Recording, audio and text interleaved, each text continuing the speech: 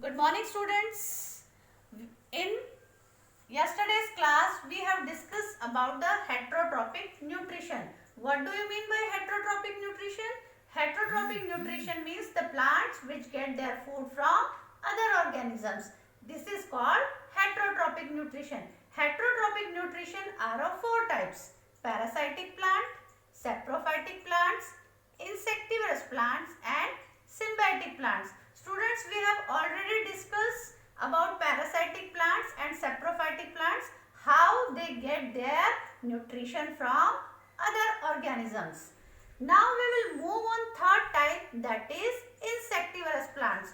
Today we will discuss about insectivorous plants and symbiotic plants. So first move on insectivorous plants. Insectivorous plants are the ones that derive their nutrients by trapping and consuming animals. These plants mostly grow in places where the soil is deficient in certain nutrients. Means students, the plants which get their nutrition from insects are called insectivorous plants. Plants need to obtain the required nutrient from other sources. Example of insectivorous plant is Venus flytrap. We will discuss about this. The Venus flytrap is the example of insectivorous plants. Here, this plant is having leaves modified to trap insects. The inner surface of the leaves have short, stiff hair. When an insect touches the hair, the leaves snap shut in less than a second. The insect is then trapped and digested by the plants. So students, this is all about insectivorous plants. Now we will move on the fourth type, that is symbiotic plants. Example of symbiotic plants is lichens. Means here both the plants will get benefit from each other. Symbiotic means a give and take relationship between plants or between organisms. Certain plants live in association with other organisms, share food and other resources.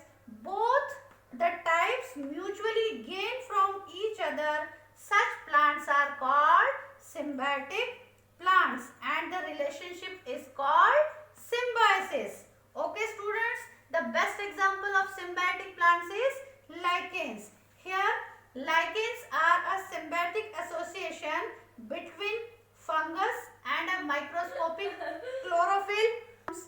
Green containing organisms, green algae. The algae provides nutrients to the fungus and the fungus help the algae to grow in harsh conditions and places where they would otherwise not survive.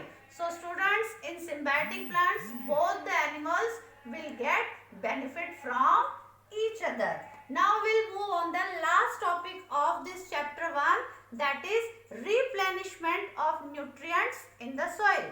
What do you mean by replenishment, students? The nutrients which already plants get or absorbed, but if continuously all the plants were getting nutritions and not replenishing, then other plants will not get it proper nutrition for their growth. Plants use the mineral nutrients, especially nitrogen present in the soil for their growth. As a result, there is depletion of nitrogen in the soil over a period of time in the soil.